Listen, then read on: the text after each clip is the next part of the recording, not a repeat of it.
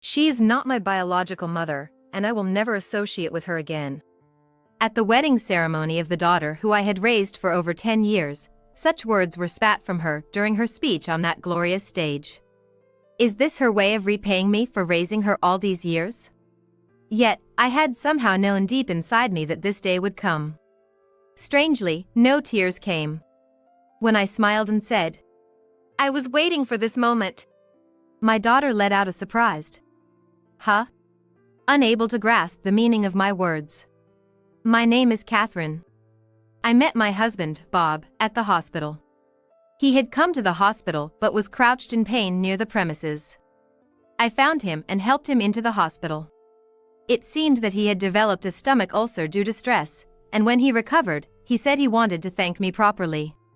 I told him helping others was a given opportunity and that he didn't need to thank me, but he insisted, so I agreed to let him treat me to a meal.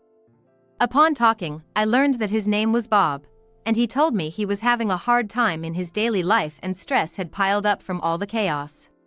When I asked what the stress was about, he told me that his wife had found another man and left him. I felt a slight sense of guilt wondering if I should be hearing all this, but maybe he really wanted someone to listen to his troubles. He shared a bit about his family situation with me. He had a 5-year-old daughter, but about a year ago, his wife started to neglect looking after their daughter. Despite leaving their daughter alone at home, every time Bob would contact her, she'd reply, "I'm at home with our daughter." Because of this, Bob, who sometimes left work early, believed his wife's words until he found his daughter home alone. Apparently, his wife would leave their daughter alone and go out, and even when Bob contacted her after finding their daughter alone, she still claimed, "I'm at home with our daughter." He started to become suspicious. Sure enough, his wife had been seeing another man, and while leaving their daughter to fend for herself, she was out dating. When his wife found Bob, who came home early, spending time together with their daughter, she made an excuse saying, "I made her to take care of the house just this once." But, when their daughter said, "Mom went out with a new daddy again today," there was no more room for excuses. Confronting his wife about this, she defiantly abandoned Bob and their daughter, saying, "I don't need you too. I want to live freely," and left their home. Although he wanted to pursue his wife for her wrongdoing, it seemed like she ran away with her lover, so it was impossible. Moreover, it was only suspected that she was having an affair, she hadn't admitted to it, and there was no evidence. Suddenly abandoned by his wife, Bob was left to take care of their daughter while managing household chores and work. He was working to his limit. However, even at his workplace, there were some co-workers who were almost his rivals that spread rumors around saying, "His wife ran away because there must be something wrong with Bob," making him feel uncomfortable. His in-laws also blamed him for his wife leaving, and his own parents, who lived far away, told him, "Don't rely too much on us."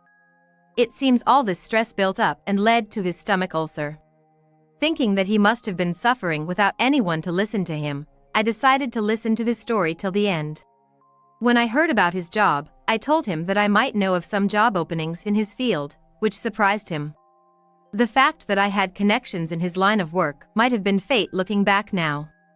At the time, I had no thoughts of marrying him, but I did want to help him, so I introduced him to a new job and he quit his previous stressful workplace. As he had a stomach ulcer, everyone in his new workplace was very considerate, and I think it was much easier for him to work there. After he got accustomed to his new job, he once again said he wanted to thank me, so we ended up going for a meal together again. He expressed his sincere gratification at the meal. Beside him was a little girl. He said he couldn't leave the child alone and go out, which I understood, so we all had a meal together. That girl was Ally, who would later become my daughter after Bob and I got married. She seemed quite shy, hiding behind her father, Bob, and looking worriedly at me. I smiled at her, trying to reassure her, saying, "There's nothing to be afraid of," and tried to start a conversation. By the time we finished our meal, Ally had warmed up to me. After that, we started seeing each other more frequently, and I think both Bob and I may have felt a mutual attraction. "I want to marry you, Catherine." It seemed he had already completed the divorce with his former wife. This was because after his ex-wife was gone, Bob's in-laws has started to prepare filing a divorce of Bob and his ex-wife. The process seemed legitimate, so without any doubts or second thoughts, Bob filed their divorce. Bob was very concerned about being a single father, but still passionately expressed his desire to marry me. I can't deny I was attracted to him too, so I accepted his proposal. Since Ally had also become fond of me, I thought we'd be able to live together just fine as a family of 3. Sure enough, life with the 3 of us went smoothly. Well, until Ally entered high school and some time had passed, that is. I believe we got along well, even though Ally and I were not related by blood. I even had the confidence that I cared for Ally more than her biological mother. I wouldn't leave a small child alone to go on dates with a man who wasn't my husband. If the former wife had planned to introduce the man to Ally as her new dad, she probably planned to get divorced and take Ally with her. But she left, abandoning Ally as well. I was determined to care for Ally more than such a person. However, it seems like whether my feelings were being fully conveyed to Ally was another matter. The incident occurred when Ally became a high school freshman. Ally came home and went upstairs to her room without saying I'm home, so I called out, "Welcome home," from downstairs, but there was no response. Worried that she might be unwell, I went upstairs and asked, "Welcome back. You didn't respond, are you not feeling well?" But she glared at me, saying, "Hold on. You didn't even knock, can you not enter my room? I think you're being insensitive." And she yelled at me. The door was half open, so I thought it was unnecessary to knock and spoke to her directly. Admittedly, it was wrong of me to peek into her room without knocking and speak to her. I apologized, saying, "I'm sorry. I was just worried." But I don't think it was something for Ally to get so angry about. Even after I apologized, she didn't calm down and instead kicked me out of the room, saying, "Just get out." From this point on, Ally's attitude towards me worsened. My attitude towards Ally remained the same even in front of Bob, and when Ally spoke harsh words to me, Bob also chastised her, saying, "Ally, you shouldn't speak that way to your mother." But Ally retorted, "She's not my real mother. We're not biologically related," leaving both me and Bob at a loss for words. Bob and I discussed what to do, but we were both shocked by Ally's sudden change and could only think, "It must be a teenage rebellion. It should calm down eventually." So we had no choice but to wait for Ally to calm down. But Ally's rebellion against me never subsided, and even when she was about to graduate from high school, she still acted hostile towards both me and Bob. Honestly, hearing, "We're not related by blood," over and over does stress me out. So, considering our emotional well-being and hoping that Ally would calm down, Bob and I decided that Ally should live alone while attending college. We thought that by living alone and interacting with various people at college, she would broaden her perspective and reconsider her attitude towards us. Well, that didn't happen. But I think that no matter what we said to her at that point, she wouldn't have changed her mind. At this point, Ally had already fallen into that woman's trap. Even after graduating from college, Ally rarely came home, as if she still hated Bob and me. We wondered when we would reconcile when one day, Ally brought a man to our house. His name was Thomas, and he had been dating Ally for 3 years and was now her fiancé. Neither Bob nor I expected such a happy announcement, so we were thrilled. When Ally and Thomas came home, we ordered takeout sushi, and I think we must have looked quite excited from Thomas's perspective. Ally had been watching us with a slightly cold gaze, but I think there are few parents who wouldn't rejoice at their daughter's wedding announcement. Even if there's no blood relation, the feeling is the same. We were sincerely happy and joyful for their wedding. So naturally, I was moved at Ally's wedding too. On the wedding day, I entered the venue with Bob. As the parents of the bride, we took our seats, and when I saw Ally in her wedding dress, I was so moved that I couldn't help but shed tears. The wedding proceeded steadily without paying heed to my emotions.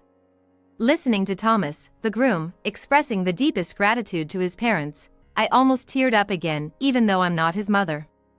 At this rate, I thought I might cry during Ally's speech too. With that thought in mind, I watched Ally step up to the microphone. Then, our eyes met. I was startled because I thought she might not care about me since we're not related by blood. Could she possibly have something to say to me? As I waited anxiously, she began to speak shocking words. I have something I want to say at this time. It's about my mother. Everyone present probably expected her to express gratitude towards her mother. The woman who is currently claiming to be my mother is not my biological mother. Moreover, she deceived my real mom and married my dad. Even though my dad and this woman were the ones who had an affair. They've always said that my mom cheated and left. This was simply not true. But among the attendees, there were people who didn't know us well, so they might not know whether Ally was telling the truth or lying. There was a stir among the suspicious guests. Bob and I were so dumbfounded by the turn of events that we couldn't rebut her. She must have thought everyone would believe her words, because she declared, I have no intention of remaining a family with these despicable people. My mom is a stranger to me, not related by blood. I will have nothing more to do with her. I declare that here. Seeing her make such a declaration, the groom, Thomas, seemed confused. It's understandable. She was denying us as her family and declaring her severance on such a happy occasion. Even if we really were the worst kind of people and she wanted to cut ties, there was no need to tarnish such a joyous event. I never thought Ally could be such a foolish girl. I could feel my love for Ally and the joy of her marriage fading away. I've been waiting for this moment. I had been on edge, thinking I must be recognized by her as a mother and striving to be a good mother. But that wasn't the case. Even among family, there are people who just don't get along. Perhaps Ally and I were those people, even after becoming a family. Even if we didn't get along, there should be room for compromise, but Ally wouldn't give an inch. Why should I have to try so hard for such a person? I might have been waiting for a chance to not worry about Ally anymore. And that chance was now. Huh? Ally let out a surprised voice, perhaps because my reaction was different from what she imagined. But neither Bob nor I cared about Ally's confusion. Well, shall we go home then? It seems like we're not being recognized as parents here. You're right. I'm not in the mood to celebrate such a ceremony, especially after being falsely accused of having an affair. Bob nodded at my words, and we held hands as we left the ceremony hall. Is that really true? No way, it must be a lie. The hall buzzed with the whispers of those who couldn't quite believe what Ally had said. Amidst this, as we headed towards the exit, a disheveled woman who seemed to have arrived late hurried in, crying out, I'm the real mother of the bride. As she entered the hall. Bob reached out in front of me, as if to protect me from the woman, but she didn't even look at us. Instead, she strode to the seats we had just left, plunked herself down, and started demanding. Come on, hurry up and serve the food and drinks. The guests who were attending the ceremony were comparing us, the couple, with the woman, with a baffled expression. Just from observing this situation, it would be easy to infer who would commit something dishonest, like cheating. The woman, who had put on thick makeup and began making a scene about alcohol and food as soon as she arrived, was Bob's ex-wife and Ally's real mother, Wanda. Bob and I had known all along that she was in touch with Ally. Wanda had first approached Ally during her freshman year in high school. Around the same time, Ally had started to show an awful attitude towards Bob and I. When Wanda met Ally in secret, she told her that the reason they had been separated all this time was because of a trap Bob and I had set. She claimed that it was actually Bob who had cheated, with the other woman being me, and that Wanda had been distanced from Ally by every possible means. Ally believed her mother's words and began to treat us harshly, likely planning to call her real mother after condemning us at the ceremony. I never thought she'd actually invite her to the wedding. Wanda probably approached Ally because she wanted money. How do you know that? As we were on our way home, Bob shared his thoughts about Wanda, prompting me to ask him. Well, if she approached Ally when Ally was in high school, Ally was at an age where she could choose her own guardian, right? But Wanda didn't try to get custody of Ally. That's because she didn't have the money to send Ally to college. She must have thought she'd have us cover that. So Ally, being told this by her mother, decided to rely on us for financial matters. And she was probably thinking of cutting ties with us as soon as the expensive wedding was over. Talk about being cut off in the middle of a wedding. We sighed together, astonished. Ally probably has not realized what she has done yet. She ruined not only her own big day but also that of the groom, Thomas, by inviting her greedy, uncouth mother to the wedding and cutting ties with us. She doesn't seem to have any idea how this will affect her in the future. As soon as we arrived home, we received a call from Ally. Answering the call, Ally's voice came through, sounding pained. What should I do? My engagement has been called off. Wait, what happened? I asked, playing dumb. Don't play dumb. The lawyer my father hired showed up with evidence of Mom's affair. On the way home, Bob had been in contact with a lawyer he had consulted, but I didn't expect that he has sent the lawyer to the wedding. In truth, it wasn't until this past year that Bob had really found out about Wanda's infidelity. Until then, we hadn't been able to hire a private investigator due to Ally's college expenses. But once Ally graduated from college, we had some extra money.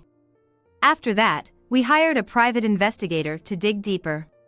The affair was something that happened a long time ago, but it turned out that Wanda and her then-affair partner were still living together. However, he had grown tired of Wanda's money-grubbing personality and her expectation that their daughter would support them if necessary.